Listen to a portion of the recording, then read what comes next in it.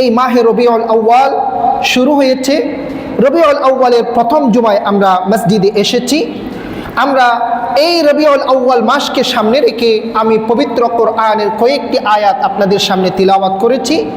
এই আয়াতগুলোকে সামনে রেখে আমি আজকের আলোচনা ইনশাআল্লাহ শুরু করতে যাচ্ছি। আল্লাহ পাক যাতে আমাকেও আপনাদেরকে এই কোরআনের আয়াতকে সামনে রেখে দু চারটি সহি শুদ্ধ কথা বলার তৌফিক দান করুন। ওয়া মা তাওফীকি ইল্লা বিল্লাহ আলাইহি তাওয়াক্কালতু ওয়া ইলাইহি উনীব। সম্মানিত মুসল্লি ভাইরা,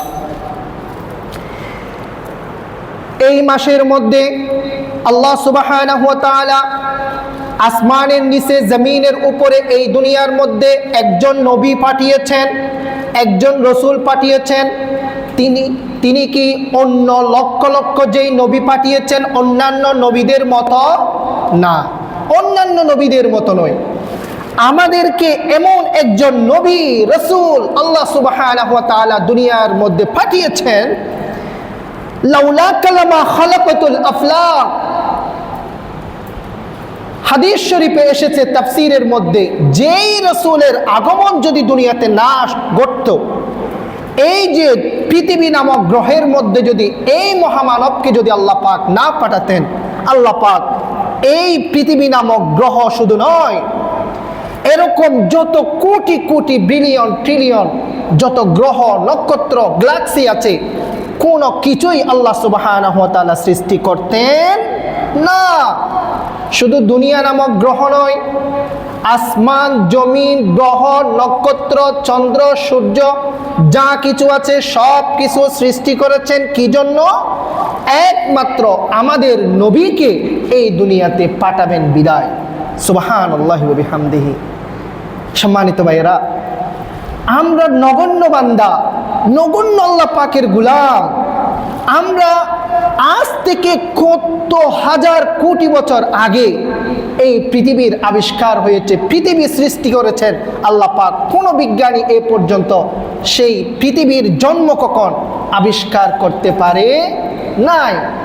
পৃথিবীর জন্ম কখন আবিষ্কার করতে পারে নাই। এই পৃথিবীর শুরু থেকে এখন আল্লাহ রাসূল সাল্লাল্লাহু আলাইহি ওয়াসাল্লাম হাদিস শরীফে বলেছেন, কিয়ামত সন্নিকটে। কোরআনের মধ্যে আল্লাহ সুবহানাহু ওয়া তাআলা বলেছেন, ইকতারাবাতিস সাআতু ওয়ানশাক্কাল কমার।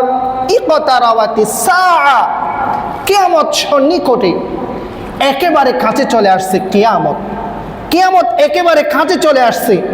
বলেছেন কতদিন আগে? এই আয়াত কোরআনের মধ্যে নাজিল হয়েছে কতদিন আগে? আজ থেকে ১৫০০ বছর আগে। আল্লাহ রসুল সাল্লাল্লাহু আলাইহি ওয়াসাল্লামের জামানা, আল্লাহ রসুল সাল্লাল্লাহু আলাইহি ওয়াসাল্লাম দুনিয়াতে আগমন করা মানি কিয়ামত একেবারে সন্নিকটে, এই পৃথিবী ধ্বংস হয়ে যাবে। আল্লাহ রসুল সাল্লাল্লাহু আলাইহি ওয়াসাল্লাম এভাবে দুইটা আঙ্গুল দেখিয়েছেন, এভাবে দুইটা আঙ্গুল সাহাবায়ে কেরামকে এভাবে দেখিয়ে বলছেন, ইকতারাবাতিস সাআ ওয়ানশাক্কাল কমার। এই যে দুইটা আঙ্গুল, যেভাবে একটা আঙ্গুল আরেকটা আঙ্গুলের কাছাকাছি, আমি রাসূলের দুনিয়ার মধ্যে জন্ম এবং কিয়ামত এভাবেই কাছাকাছি। সুবহানাল্লাহি ওয়া বিহামদিহি। এবং ওয়ানশাক্কাল কমার, চাঁদ দ্বিখণ্ডিত হয়ে গেল। রাসূল বলে নাই, আল্লাহ পাক পবিত্র কোরআনে বলেছেন।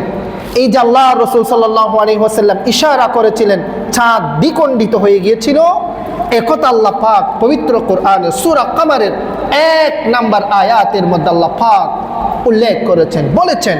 কোরআন নাজিল করে, কোরআনের আয়াত নাজিল করে।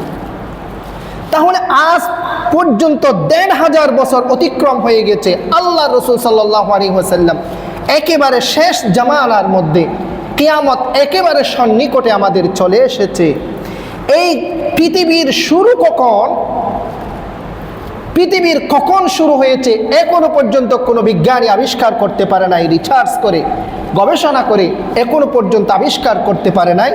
পৃথিবীর শুরু থেকে এ পর্যন্ত আশরাফুল মখলুকাত, সৃষ্টির সেরা জীব, মানব জাতির মধ্যে যেই জাতি রাসূলের উম্মত হয়ে দুনিয়ার মধ্যে এসেছে, তাদের চেয়ে উত্তম কোনো জাতি আছে? নাই। আমাদের চেয়ে উত্তম জাতি, আমাদের চেয়ে মানুষ জাতির মধ্যে মুসলমানদের মধ্যে এই শেষ জামানার মধ্যে যারা আসছেন, যেই উম্মাতরা আমরা মুসলমান আছি, আমাদের চেয়ে উত্তম জাতি এই দুনিয়ার মধ্যে আর কোনো অতীত জামানার মধ্যে অতিবাহিত হয়েছে না, হয় নাই। কেন আমাদের এত মর্যাদা সম্মান? কেন? এর দলিল কি? আমরা যে বললাম আমরাই সবচেয়ে বেশি উত্তম জাতি, আমরাই সবচেয়ে বেশি আল্লাহ পাকের কাছে গ্রহণযোগ্য এবং সম্মানিত। রাসূল করিম সাল্লাল্লাহু আলাইহি ওয়াসাল্লাম বলেছেন, এর দলিল হচ্ছে হযরত ঈসা আলাইহিস সালাম আল্লাহর রাসূলের 500 বছর আগে দুনিয়ার মধ্যে এসেছিলেন। কত বছর আগে? 500 বছর আগে ঈসা আলাইহিস সালামের উপর একটা কিতাব নাজিল হয়েছিলেন। কোরআনের মতো নাম কি? ইনজিল। ইনজিল কিতাব নাজিল হয়েছিলেন হযরত ঈসা আলাইহিস সালামের উপর। হযরত ঈসা আলাইহিস সালাম দুনিয়ার মধ্যে এসেছেন, মানুষকে দ্বীনের দাওয়াত দিয়েছেন, মানুষকে মুসলিম বানিয়েছেন, ইসলামের দাওয়াত দিয়েছেন ইনজিল কিতাবের মাধ্যমে। ঈসা আলাইহিস সালাম, সেই ঈসা আলাইহিস সালামের কাছে যখন ইনজিল কিতাব নাজিল হলো, ইনজিল কিতাবের মধ্যে হযরত ঈসা আলাইহিস সালামের কাছে জিবরাইল আলাইহিস সালাম ওহী নিয়ে আসলেন। হে ঈসা রূহুল্লাহ, হে ঈসা আপনি শুনে রাখেন, তুমি শুনে রাখো, পৃথিবীর শেষ জামানায় আরেকজন নবী আসবে। সেই নবীর উম্মত যারা হবে, সেই নবীর উম্মত হচ্ছে পৃথিবীর মধ্যে যত নবী, যত মানুষ এসেছেন, যত নবীর উম্মত অতিবাহিত হয়েছেন, সব নবী এবং নবীদের উম্মতদের মধ্যে সবচেয়ে উত্তম এবং সম্মানিত জাতি হবে সেই শেষ নবী এবং শ্রেষ্ঠ নবীর উম্মত যারা হবে। এই কথা, এই বাণী যখন ইনজিল কিতাবের মধ্যে নাজিল হয়েছে, তখন হযরত ঈসা আলাইহিস সালাম আল্লাহর কাছে দোয়া করেছেন, ইয়া রব্বুল আলামিন, হে রব্বুল আলামিন, আমি তো শেষ জামানার যারা উম্মত আছে, সেই শেষ জামানার উম্মতের আমি তো নবী হতে পারবো না, কারণ আমার কাছে আয়াত নাজিল হয়ে গেছে ইনজিলের, আমার পরে আরেকজন শেষ নবী আসবে একথা, তাহলে আমি তো শেষ নবী হতে পারবো না। সেই দরজা তো আমার জন্য ক্লোজ হয়ে গেছে। কিন্তু আল্লাহ, হে রব্বুল আলামিন, আহকামুল হাকিমিন, রব্বুল ইজ্জত, যিনি সম্মানের মালিক, ইজ্জতের মালিক, আমাকে আপনি একটু সময় দিবেন, আমাকে একটু সুযোগ দিবেন ইয়া রব্বুল আলামিন, আমি যাতে শেষ জামানার যিনি শেষ নবী হবে, সেই শেষ নবীর উম্মত হয়ে আমি যাতে দুনিয়ার মধ্যে আবার আসতে পারি। সুবহানাল্লাহি ওয়া বিহামদি। শেষ নবী হয়ে আসার জন্য নিজে আশা করেছে, আকাঙ্ক্ষা করেছে, নাকি শেষ জামানার নবীর উম্মত হয়ে দুনিয়ার মধ্যে আসার জন্য আশা করেছে? শেষ জামানার নবীর উম্মত হয়ে আমাদের মতো সাধারণ একজন মানুষ হয়ে দুনিয়ার মধ্যে আবার আসার জন্য প্রত্যাশা করেছেন, আশা করেছেন, দোয়া করেছেন। কার কাছে? কার কাছে? আল্লাহ পাকের কাছে দোয়া করেছেন। আল্লাহ পাক সেই দোয়াকে কবুল করে নিলেন। আল্লাহ পাক সেই দোয়াকে কবুল করে নিয়েছেন। সেই দোয়াকে কবুল করে নিয়ে এখন যে ইনজিল কিতাব আছে, উইল টেস্টামেন্ট বলেন, নীল টেস্টামেন্ট বলেন, ইনজিল কিতাবের বিশ্বাসী পথভ্রষ্ট যারা বর্তমান দুনিয়াতে আছে, তারা বিশ্বাস করে পৃথিবীর মধ্যে যত মানুষ আছে, খ্রিস্টান আছে, তাদের সমস্ত পাপাচার, পাপ, গুনাহের কাজ যা আছে সবগুলোকে নিজের কাঁধের মধ্যে বহন করে শুলির মধ্যে শুলিবিদ্ধ হয়ে আমাদের প্রফেট, আমাদের গডের সং যে ঈসা আলাইহিস সালাম দুনিয়ার মধ্যে এসেছিলেন, যীশু খ্রিস্ট, সে দুনিয়া থেকে বিদায় নিয়ে গেছেন। নাউযুবিল্লাহি মিন যালিক। তাহলে আমাদের গড অফ সং যিনি আছে, যে আমাদের ঈসা, যীশু খ্রিস্ট, তিনি হচ্ছে দুনিয়ার মধ্যে যত পাপাচার আছে, গুনাহের কাজ আছে, গুনাহ আছে, সবগুলো তার কাঁধে বহন করে নিজেই শুলিবিদ্ধ হয়ে দুনিয়া থেকে বিদায় নিয়ে গেলেন। আমরা দুনিয়াতে যা ইচ্ছা সব কিছুই আমরা দুনিয়াতে করব। আমাদের কোনো, এই দুনিয়া হচ্ছে আমাদের জান্নাত। কারা মনে করে বর্তমান যারা উইল টেস্টামেন্ট বা নিউ টেস্টামেন্ট যেটা ইনজিল কিতাবের আপডেট ভার্সন যারা আছে, এটাকে যারা ফলো করে বিশ্বাস করে ইনজিলের, তারাই বলে বাইবেলের বিশ্বাসী যারা আছে, খ্রিস্টান যারা আছে, তাদের বিলিভ, মতবাদ, আকীদা তাদের আকীদা হচ্ছে ঈসা আলাইহিস সালামকে শূলিবিদ্ধ হয়ে দুনিয়া থেকে বিদায় নিয়ে গেলেন। কিন্তু কোরআন কি বলে? আপনারা চান ওয়ামা কাতালুহু ওয়ামা সালাবুহু ওয়ালাকিন শুববিহা লাহুম। কোরআন বলে ওয়ামা কাতালুহু, কোন কাফের মুশরিক খ্রিস্টান আমার নবী ঈসা আলাইহিস সালামকে তারা কতল করতে পারে নাই, হত্যা করতে পারে নাই। সুবহানাল্লাহি ওয়া বিহামদিহি। না, কতল করে নাই, আমরা বলছি শূলিবিদ্ধ করেছে, সে শূলিবিদ্ধ হয়ে মারা গিয়েছে। ওয়ামা সালাবুহু, না, ঈসা আলাইহিস সালামকে কেউ শূলিবিদ্ধ করতে পারে নাই। ওয়ালাকিন শুববিহা লাহু, ঈসা আলাইহিস সালামের মতো চেহারায় আকৃতি একজন মানুষকে কি করেছেন? শূলিবিদ্ধ করে তারা সবাই মিলে ফাঁসি দিয়েছেন ঈসা আলাইহিস সালামের চেহারার মতো আকৃতির মতো আরেকজন ব্যক্তিকে। তাহলে ঈসা আলাইহিস সালামকে কি করেছেন? আল্লাহ পাকের হুকুমে যখন সেই সম্প্রদায় যখন ইসলামের কথা শুনে না, দাওয়াত দিলে আল্লাহর কথা শুনে না, তাওহীদের কথা শুনে না, রিসালাতের কথা শুনে না, নবীর সাথে যখন তারা গুস্তাহি করেছে, বেয়াদবি করেছে, আল্লাহ পাকের কাছে আল্লাহ পাক সেই দোয়াকে কবুল করে নিয়ে আল্লাহ পাক হযরত ঈসা আলাইহিস সালামকে সশরীরে জাগ্রত অবস্থায় প্রথম আসমানের মধ্যে তুলে নিয়ে গেলেন। সুবহানাল্লাহি ওয়া বিহামদিহি। কোথায়? প্রথম আসমানে, আসমানের উপরে সেফ জোনে, ইন্টেনসিভ কেয়ারে আল্লাহ সুবহানাহু ওয়া তাআলার নির্দেশে এখনো পর্যন্ত জীবিত অবস্থায় রয়েছেন কে? ঈসা আলাইহিস সালাম। আমাদের আকীদা, মুসলমানদের আকীদা, বিশ্বাস, বিলিভ অবশ্যই রাখতে হবে কোরআনের ভাষা। আমার ভাষা নাকি কোরআনের ভাষা? কোরআনের ভাষা অবশ্যই বিশ্বাস করতে হবে। কিভাবে রেখেছেন, কিভাবে নিয়ে গেলেন, কিভাবে নিয়ে গেলেন, এতটুকু উপরে কিভাবে নিয়ে গেলেন, কিভাবে নিয়ে গেলেন, সেই প্রশ্ন করার জন্য আমাকে আপনাকে বোঝার জন্য সেই আন্ডারস্ট্যান্ডিং স্কিল আল্লাহ পাক দেয় নাই। যেই মানবকে, যেই ব্যক্তিকে দুনিয়ার মধ্যে পিতাবিহীন আল্লাহ সুবহানাহু ওয়া তাআলা পাঠাতে পারে, যেই ব্যক্তিকে, যেই সত্তাকে, যেই মানুষকে মায়ের কোলে ছোট অবস্থায় দোলনায় থাকার বয়সে মুখ থেকে কথা বলার তৌফিক দিতে পারে, আল্লাহ পাক মুজিজা প্রকাশ করতে পারে, যেই ব্যক্তি অন্ধ মানুষের হাতে হাত বুলিয়ে দিলে তার অন্ধত্ব দূর হয়ে যায়, চোখে দেখতে পারে, এরকম বিশেষজ্ঞ ডক্টর যার হাতের মধ্যে ট্রিটমেন্ট রয়েছে, ওই ব্যক্তিকে আল্লাহ পাকের হুকুমে কেন দুনিয়া থেকে আসমানে উঠাতে পারবে না? কেন পারবে না বলেন? আল্লাহ পাকের নির্দেশে রেখেছেন এবং শেষ জামানায় এসে আল্লাহ পাকের নির্দেশে যখন দাজ্জালে ফিতনায় যখন পুরো পৃথিবী যখন বিভীষিকাময় মুহূর্তের মধ্যে অতিবাহিত করবে, তখন আল্লাহ সুবহানাহু ওয়া তাআলার নির্দেশে জর্দানের এক মসজিদের, এই মসজিদের ছাদে মিম্বারের মধ্যে আল্লাহ সুবহানাহু ওয়া তাআলার নির্দেশে প্রথম আসমানের মধ্যে ওযু করেছেন।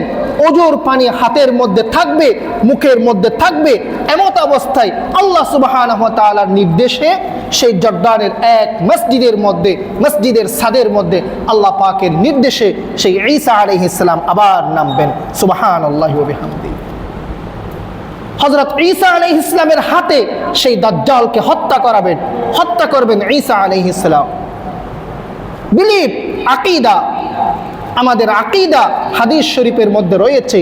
তাহলে আল্লাহ পাকের কাছে যেই দোয়া করেছিলেন শেষ নবীর উম্মত হওয়ার জন্য, আল্লাহ পাক লাস্টে এসে দুনিয়ার মধ্যে আবার পাঠাবেন নবী হিসেবে নাকি শেষ নবীর উম্মত হিসেবে? কি হিসেবে? শেষ নবীর উম্মত হিসেবে। সেজন্যই তো তারা কাফের মুশরিকরা বলে, খ্রিস্টানদের বিলিভ আকীদা হচ্ছে মাসিহ আবার আসবে, মাসিহ আবার আসবে এজ এ প্রফেট।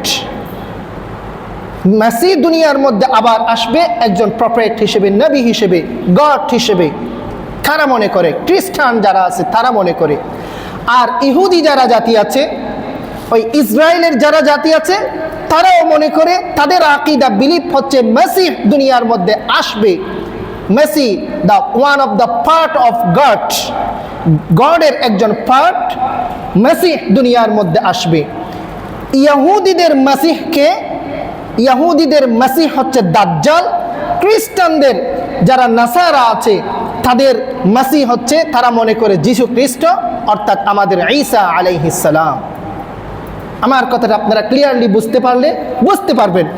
তাহলে বনি ইসরাইল যারা আছে, ইহুদি ইসরায়েলে যারা বসবাস করে, তাদের বিলিভ আকীদা মেসিহকে দাজ্জাল, তারা দাজ্জালের পক্ষে কাজ করবে।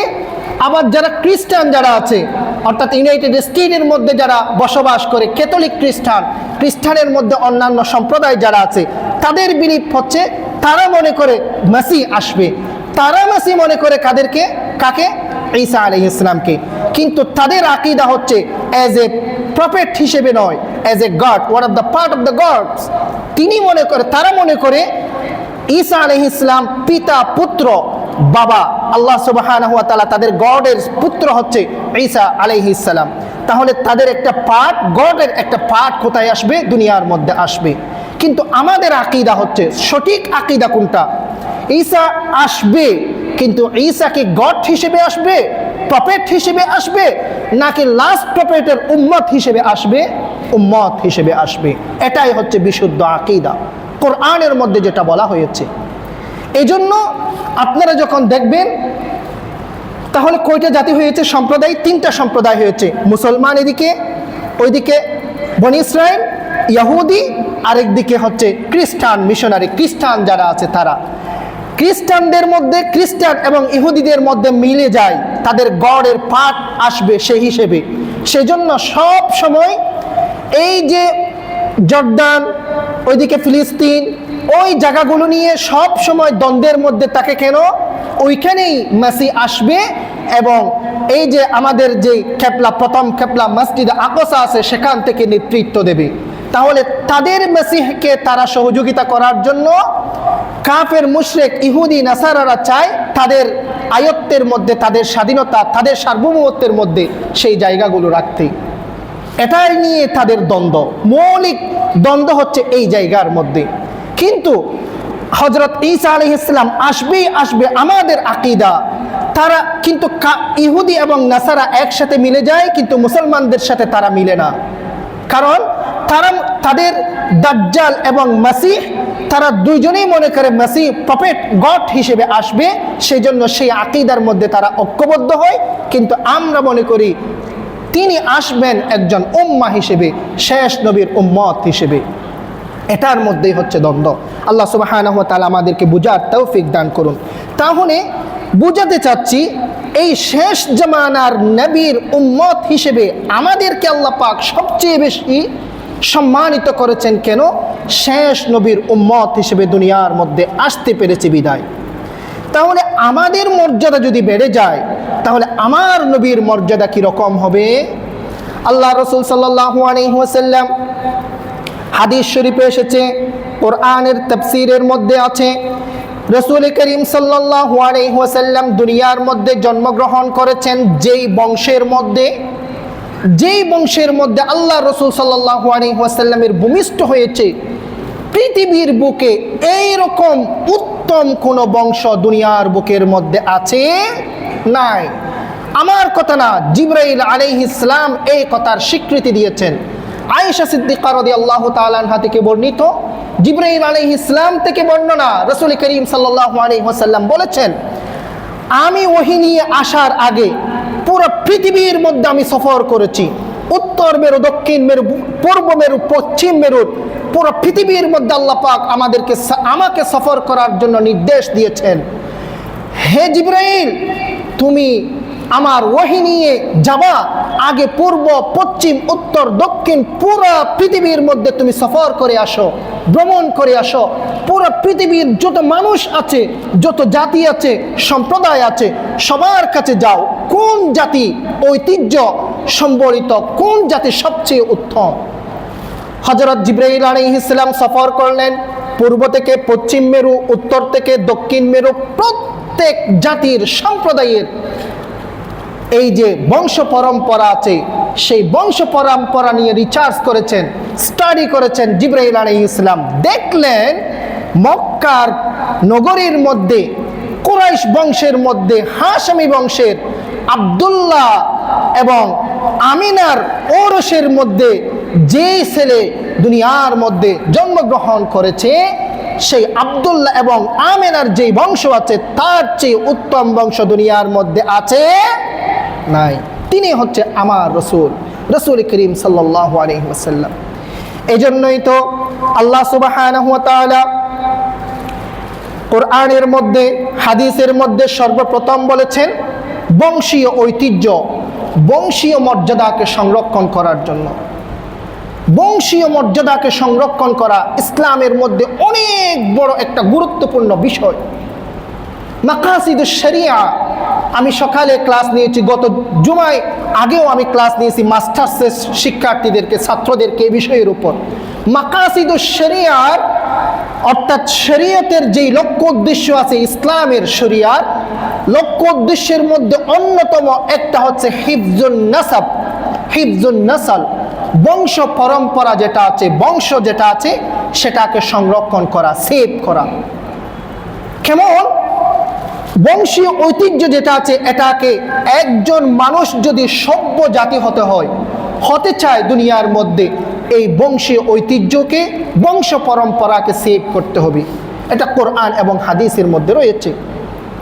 বংশীয় ঐতিহ্য, আপনার বংশ পরম্পরাকে, এই বংশকে যদি আপনি সেভ করতে চান, ফার্স্ট অফ অল আপনাকে ইসলামের রুলস মেনে আপনাকে বিয়ের বন্ধনের মধ্যে আবদ্ধ হতে হবে। এই জন্যই আল্লাহ পাক এটাকে ফরজ করেছেন। বিয়ে করা, আকদ করা, নেকাহ করা ফরজ করেছেন। কেন? বংশীয় ঐতিহ্যকে আল্লাহ পাক দুনিয়ার মধ্যে সেভ করার জন্য। আমার আপনার যদি বংশীয় ঐতিহ্য, বংশ যদি ঠিক না থাকে, তাহলে আমি যদি প্রথমে যদি সভ্য না হই, তাহলে আমি মুসলমান হয়ে কি লাভ হবে? আল্লাহ পাক কোরআনের মধ্যে হাদিসের মধ্যে বলেছেন আগে সভ্য জাতি হন, আগে সভ্য হন, সভ্যতা শিখেন, এরপরে ইসলাম, মুসলমান, ইসলামিক ল, আইন এগুলো দেওয়া হয়েছে আমাকে আপনাকে সভ্য করার জন্য। আগে কি হতে হবে? সভ্য হতে হবে। এখন দুনিয়ার দিকে আপনি তাকান, অনেক modern, ultra modern, United states of America বা ইউনাইটেড কিংডম বলেন, আরও অনেক বলেন, অনেক সেলিব্রিটি দুনিয়ার মধ্যে আমরা দেখি, ফুটবলার বলেন, ক্রিকেটার বলেন, অনেককে আমাদের বাচ্চারা তাদেরকে ফলো করে। কিন্তু সন্তান জন্ম নিয়েছেন কি বৈধ স্ত্রীর থেকে নাকি অবৈধ অন্য কোনো মেয়ের থেকে সন্তান নিয়েছেন? একটু চিন্তা করে দেখেন। এত আলট্রা মডার্ন হওয়ার সুযোগ আমাদের দরকার নাই। এরকম মডেল হওয়ার, এরকম মডার্ন হওয়ার, আধুনিক হওয়া আমাদের প্রয়োজন আছে নাই। আল্লাহ সুবহানাহু ওয়া তাআলা বলেছেন আগে আপনার বংশকে আপনি সেভ করেন, সংরক্ষণ করেন, হেফাজত করেন বিয়ের মাধ্যমে। বিয়ের মাধ্যমে বৈধ স্ত্রী থেকে আপনি সন্তান নেন, সন্তান জন্মগ্রহণ করেন, তখনই আপনার বংশীয় মর্যাদা দুনিয়ার মধ্যে স্টাবলিশড হবে। এটা আল্লাহ সুবহানাহু ওয়া তাআলা কোরআনের মধ্যে, হাদিসের মধ্যে নির্দেশ দিয়েছেন। কেমন? আমার রাসূল করিম সাল্লাল্লাহু আলাইহি ওয়াসাল্লাম যখন জন্মগ্রহণ করেছেন, আব্দুল্লাহ এবং আমিনার উরস থেকে দুনিয়ার মধ্যে এসেছেন। আল্লাহ সুবহানাহু ওয়া তাআলার রাসূল বলেছেন, হাদিসের মধ্যে এসেছে, তাফসীরের মধ্যে এসেছে, আমার রাসূল যেই ঘরের মধ্যে জন্মগ্রহণ করেছেন, আব্দুল্লাহ থেকে আদম পর্যন্ত, মা আমিনা থেকে হাওয়া পর্যন্ত, এই যে বংশ পরম্পরা রয়েছে, এই বংশ পরম্পরার মধ্যে একজন বাবা, একজন মা কোনো অবৈধ কাজের সাথে লিপ্ত ছিল না। কোন ব্যভিচারের সাথে লিপ্ত আছে এরকম কেউ যদি দেখাতে পারেন, আমি আল্লাহ সুবহানাহু ওয়া তাআলা সেই নবীকে নবী হিসেবে আমি দুনিয়ার মধ্যে প্রেরণ করব না। সেভ করে রেখেছেন, সংরক্ষণ করে রেখেছেন। তাফসীরের মধ্যে এসেছে মুহাম্মদ ইবনে আব্দুল্লাহ বিন আব্দুল মুত্তালিব বিন হাশিম বিন আব্দি মুনাফ বিন কুসাই বিন কিলাব বিন মুররা বিন কাব বিন লাওয়াই বিন গালিব বিন ফাহর বিন মালিক বিন নজর বিন কিনানা বিন খুজাইমা বিন মুদরাকা বিন ইলিয়াস বিন মুদর বিন নওয়ার বিন মাদ বিন আদনান বিন ইব্রাহিম বিন ইসমাইল বিন ইব্রাহিম ইলা আখির বিন নূহ বিন হামিদ বিন আদম আলাইহিস সালাম। একেবারে হযরত মুহাম্মদুর রাসূলুল্লাহ সাল্লাল্লাহু আলাইহি ওয়াসাল্লাম থেকে আদম আলাইহিস সালামের পর্যন্ত হযরত মুহাম্মদুর রাসূলুল্লাহ সাল্লাল্লাহু আলাইহি ওয়াসাল্লামের বাবা ছিলেন আব্দুল্লাহ, আব্দুল্লাহর বাবা ছিলেন আব্দুল মুত্তালিব, আব্দুল মুত্তালিবের বাবা ছিলেন হাশিম, হাশিমের বাবা ছিলেন আব্দুল মুনাফ বিন কুসাই বিন কিলাব বিন মুররা বিন কাব ইলা আখির আদম আলাইহিস সালাম পর্যন্ত সেভ করে সংরক্ষণ করে রেখেছেন কে? আরো জোরে বলেন কে? আল্লাহ সুবহানাহু ওয়া তাআলা। সম্মানিত ভাইরা, এমন একজন নবী, সার্টিফিকেটধারী নবী আমাদেরকে দিয়েছেন কে? আল্লাহ পাক। যেদিন আল্লাহ সুবহানাহু ওয়া তাআলার নবী রাসূল করিম সাল্লাল্লাহু আলাইহি ওয়াসাল্লাম যখন মা আমিনার গর্ভে আসছেন, মা আমিনার গর্ভে এখন মাত্র হচ্ছে 2 মাস 3 মাস সময়, এই সময়ের মধ্যে যখন মায়ের গর্ভে যখন বাচ্চা যখন মায়ের গর্ভে ভ্রূণ হিসেবে আসে, তখন মায়ের অনেক কষ্ট হয়, বমি করে, বমি হয় আমরা জানি। যখন বমি করে তখন সুঘ্রাণ ছড়াতে থাকে, যেদিকে যায় সেদিকে সুঘ্রাণ, ডান দিকে সুঘ্রাণ, বাম দিকে যখন তুতু ফেলে বাম দিকে সুঘ্রাণ। এই ঘর থেকে পুরো মক্কা এলাকার মধ্যে সুঘ্রাণ ছড়িয়ে গেছে। তখন আরবের মধ্যে একটা সংস্কৃতি ছিল, যে ঘরের মধ্যে বিধবা স্ত্রী থাকবে সেই বিধবা স্ত্রী কোনো ধরনের পারফিউম ইউজ করতে পারবে না, কোনো ধরনের আতর ইউজ করতে পারবে না বিধবা স্ত্রী।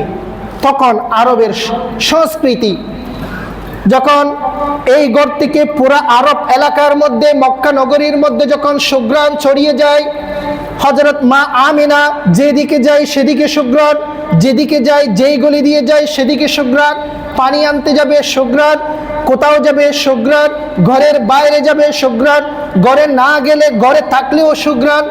তখন আব্দুল মুত্তালিব আবু তালেবকে সবাই ডাকলেন, এলাকার মানুষ।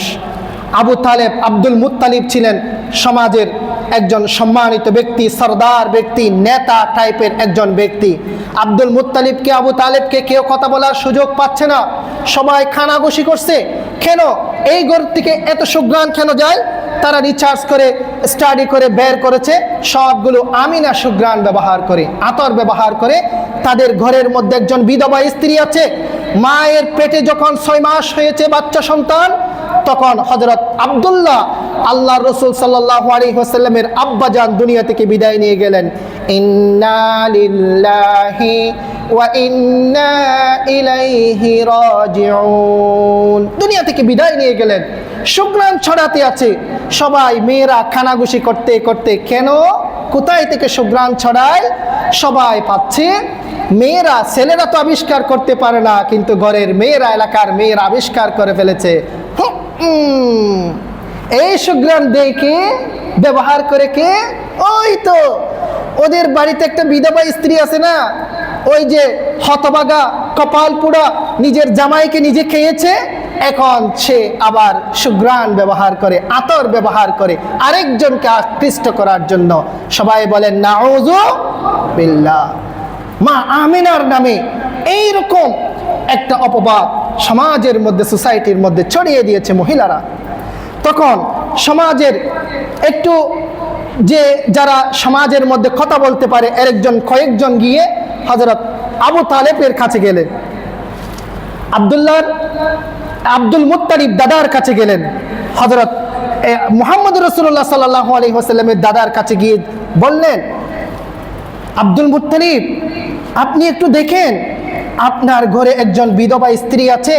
আমাদের সমাজের মধ্যে তো এটা প্রচলন আছে, এটা তো বিশাল একটা আইবের কথা, দূষণীয় কথা। একজন বিধবা স্ত্রী কিভাবে সুঘ্রাণ, এই সুঘ্রাণ ব্যবহার করতে পারে, আতর ব্যবহার করতে পারে? আপনি একটু তাকে একটু নিষেধ করেন, এটা নিয়ে খুব বেশি বদনামি হচ্ছে আপনার পরিবারের, আপনি একটু তাকে অনুনয় বিনয় করে আপনি একটু নিষেধ করেন। তখন আব্দুল মুত্তালিব দাদা এবং দাদি গেলেন, দাদি গিয়ে মা আমিনার থেকে জিজ্ঞেস করলেন, মা আমিনা, তুমি কি সুঘ্রাণ ব্যবহার করো? আজকে কতদিন হয়েছে, মাত্র 1 মাস অতিবাহিত হয় নাই, এই যে আব্দুল্লাহ, আমার ছেলে আব্দুল্লাহ দুনিয়া থেকে বিদায় নিয়ে গেলেন, তুমি কি কেন সুঘ্রাণ ব্যবহার করছো? তখন মা আমিনা কান্না করে দিলেন, আব্বা জান, দাদা জান, আমি কিছু বলতে পারি না, আমি কিছুই জানি না, আমি যেখানে যাই সেখান থেকে সুঘ্রাণ, আমি তুতু ফেললে সুঘ্রাণ, আমি বমি করলে সুঘ্রাণ, আমি যদি হেঁটে গেলে সুঘ্রাণ। আমি কোনো আল্লাহর কসম, আমি যে জাতে পাকের কসম করে বলছি, আমি একদিনের জন্য আতর ব্যবহার করি নাই। আমি তুতু ফেললে সুঘ্রাণ হয়ে যায়, আমি বমি করলে সুঘ্রাণ হয়ে যায়, আমি যেদিকে তাকাই সেদিকে সুঘ্রাণ আর সুঘ্রাণ হয়ে যায়। সুবহানাল্লাহি ওয়া বিহামদিহি। কেন কেন আল্লাহ সুবহানাহু ওয়া তাআলা আশরাফুল মাখলুকাতের মধ্যে সরদারে দু আলম মুহাম্মদুর রাসূলুল্লাহ সাল্লাল্লাহু আলাইহি ওয়াসাল্লাম দুনিয়ার মধ্যে আসবেন, আগমনী বার্তা আগে থেকে আল্লাহ সুবহানাহু ওয়া তাআলা দিয়ে দিলেন আব্দুল্লাহর ঘরের মধ্যে, আব্দুল মুত্তালিবের ঘরের মধ্যে। সুবহানাল্লাহি ওয়া বিহামদিহি। তিনি হচ্ছে রাসূল করিম সাল্লাল্লাহু আলাইহি ওয়াসাল্লাম। দুনিয়ার মধ্যে যখন জন্মগ্রহণ করেছে, দুনিয়ার মধ্যে জন্মগ্রহণ করার সময় আমরা একটা বাচ্চাকে কিরকম পাই? মায়ের নারের সাথে, নার্ভের সাথে, সন্তানের নাভির সাথে কি থাকে? সম্পৃক্ত থাকে, অ্যাটাচ থাকে। কিন্তু আল্লাহ সুবহানাহু ওয়া তাআলা সেই নার্ভকে আল্লাহ সুবহানাহু ওয়া তাআলা কর্তন করে দিয়েছেন নিজ কুদরতের হাতে, পেটের মধ্যে। সুবহানাল্লাহি ওয়া বিহামদিহি। একটু বড় হলে আমাদের সন্তানদেরকে আমাদেরকে কি করতে হয়? খতনা করতে হয়। কিন্তু আল্লাহ সুবহানাহু ওয়া তাআলা কুদরতের, আমার রাসূলের ইজ্জতের সম্মানের জন্য পর্দাকে আল্লাহ সুবহানাহু ওয়া তাআলা সেভ করার জন্য মায়ের গর্ভের মধ্যে কুদরতের খতনার করে দিয়েছেন কে? আল্লাহ সুবহানাহু ওয়া তাআলা। দুনিয়ার মধ্যে ভূমিষ্ঠ হলেন।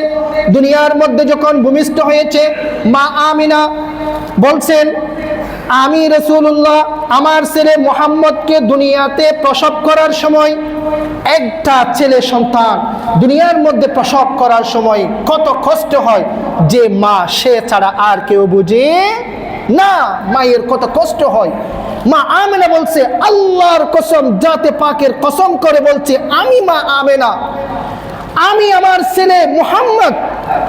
ছেলে মুহাম্মদকে দুনিয়াতে আমি প্রসব করার সময় আমার বিন্দু পরিমাণ, একটা পিঁপড়ার কামড়ের পরিমাণ আমার কষ্ট সহ্য করতে হয় নাই। সুবহানাল্লাহি ওয়া বিহামদিহি। তিনি হচ্ছে আমাদের রাসূল করিম সাল্লাল্লাহু আলাইহি ওয়াসাল্লাম। দুনিয়ার মধ্যে জন্মগ্রহণ করেছেন, ভূমিষ্ঠ হয়েছেন। আমি আপনি দুনিয়ার মধ্যে ভূমিষ্ঠ হয়ে কি করি? কান্না করেছি, কিছুই জানি না। আল্লাহ রাসূল সাল্লাল্লাহু আলাইহি ওয়াসাল্লাম দুনিয়াতে ভূমিষ্ঠ হওয়ার পরে সর্বপ্রথম একটা সিজদা দিলেন। সর্বপ্রথম সিজদা দিয়ে শুকর এবং সুজুদ আদায় করেছেন কার? আল্লাহ সুবহানাহু ওয়া তাআলা। সবাই আশ্চর্য হয়ে গিয়েছে, কিরে বাচ্চা তো ভূমিষ্ঠ হলে কান্না করে, প্রসব হওয়ার পরে কান্না করে, এই ছেলে কিভাবে কপাল মাটির মধ্যে ঝোঁকাতে পারে, লাগাতে পারে? সবাই আশ্চর্যান্বিত হয়ে গেলেন। এইদিকে আল্লাহ সুবহানাহু ওয়া তাআলা নির্দেশ দিলেন, হে জিবরাইল, হাদিস শরীফের মধ্যে রয়েছে, হে জিবরাইল তুমি যাও, তুমি গিয়ে আব্দুল্লাহর ঘর যেটা আছে মা আমেনার ঘর, তুমি ঘরের ছাদকে দ্বিখণ্ডিত করে দাও। সুবহানাল্লাহি ওয়া বিহামদিহি। মা আমেনা সরাসরি দেখছে, যারা ঘরের মধ্যে তখন ছিল সবাই দেখছে ঘরের ছাদ দ্বিখণ্ডিত হয়ে গেছে। আসমান পর্যন্ত, আকাশ পর্যন্ত সব তারকারাজি দেখা যাচ্ছে।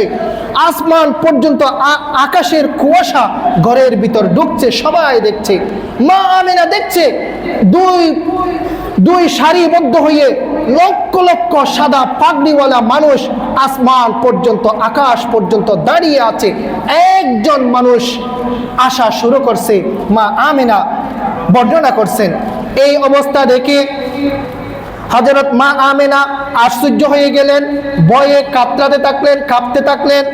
আসছেন হযরত জিবরাইল আলাইহিস সালাম। হযরত জিবরাইল আলাইহিস সালাম এসে মা আমেনাকে বললেন, মা আমেনা, ও আমেনা, তুমি ভয় করবে না, আমি অন্য কোনো কিছু নয়, আমাকে আল্লাহ সুবহানাহু ওয়া তাআলা, আপনার খালেক স্রষ্টা আমাকে পাঠিয়েছেন এই মুহাম্মদুর রাসূলুল্লাহ মুহাম্মদকে এই দুনিয়া থেকে কিছু সময়ের জন্য গায়েব করার জন্য। কি করার জন্য? গায়েব করে দেওয়ার জন্য। আল্লাহ সুবহানাহু ওয়া তাআলা নির্দেশ দিয়েছেন, 3 মিনিটে দুনিয়ার মধ্যে এসেছে 2 মিনিটের মুহাম্মদ, 3 মিনিটের মধ্যে, তৃতীয় মিনিটের মধ্যে মুহাম্মদকে পুরো পৃথিবীর মধ্যে সফর করে নিয়ে আসো। পূর্ব মেরু থেকে পশ্চিম মেরু, উত্তর মেরু থেকে দক্ষিণ মেরু, সব জায়গায় প্রদক্ষিণ করে ঘুরে নিয়ে আসো, যেন আমাকে কোনো আমার সৃষ্টি যাতে বলতে না পারে আমি সরওয়ারে কায়নাত, সরদারে দু আলম, শেষ এবং শ্রেষ্ঠ নবীকে আমি তো চিনতে পারি নাই, আমি তো চিনি নাই, আমি তো দেখি নাই, এইরকম বলে আমি আল্লাহ সুবহানাহু ওয়া তাআলার কাছে যাতে আমাকে যাতে কেউ অভিযোগ করতে না পারে। তৃতীয় মিনিটের মধ্যে পুরো পৃথিবীর মধ্যে চন্দ্র, সূর্য, গ্রহ, নক্ষত্র সবগুলো মুহূর্তের মধ্যে ঘুরিয়ে নিয়ে আসো। সুবহানাল্লাহি ওয়া বিহামদি। এক মুহূর্তের মধ্যে জিবরাইল আলাইহিস সালাম মুহাম্মদুর রাসূলুল্লাহ সাল্লাল্লাহু আলাইহি ওয়াসাল্লাম শিশু মুহাম্মদকে, নবজাতক মুহাম্মদকে পুরো পৃথিবীর গ্রহ, নক্ষত্র, চন্দ্র, সূর্য সবগুলোর মধ্যে ঘুরিয়ে মুহূর্তের মধ্যে আবার মা আমিনার কোলের মধ্যে নিয়ে গেলেন। সুবহানাল্লাহি ওয়া বিহামদি। তিনি হচ্ছে আমাদের রাসূলুল্লাহ সাল্লাল্লাহু আলাইহি ওয়াসাল্লাম। সম্মানিত মুসল্লিয়ানে কিরাম, আজকে এতটুকু পর্যন্ত রইল। ইনশাআল্লাহ সিরা রাসূল করিম সাল্লাল্লাহু আলাইহি ওয়াসাল্লামের সিরা এই রবিউল আউয়াল মাসের মধ্যে চলবে ইনশাআল্লাহ। আপনারা আগে আগে মসজিদে চলে আসবেন। আমাদের বাচ্চা থেকে শুরু করে বৃদ্ধ পর্যন্ত সবারই রাসূল করিম সাল্লাল্লাহু আলাইহি ওয়াসাল্লামের এই জিনিসগুলো আমাদেরকে জানতে হবে, আমাদেরকে আমল করতে হবে। আমরা কোন নবীর উম্মত, এই লেকচার যদি আপনারা না শুনেন তাহলে আপনারা বুঝতে পারবেন না আমাদের কি মর্যাদা, সম্মান ওনার আল্লাহ পাক রেখেছেন, সেটা আমরা কখনো বুঝতে পারবো না। আল্লাহ পাক আমাদেরকে বুঝার, আমল করার এবং রাসূল করিম সাল্লাল্লাহু আলাইহি ওয়াসাল্লামের রেখে যাওয়া সেই আদর্শকে আমাদেরকে বুকে লালন করে আমাদেরকে কাল হাসরের ময়দানে রাসূলের সুপারিশ নিয়ে আমাদেরকে জান্নাতে যাওয়ার তৌফিক দান করুন। ওয়া মা তৌফিকি ইল্লা বিল্লাহ, আলাইহি তাওয়াক্কালতু ওয়া ইলাইহি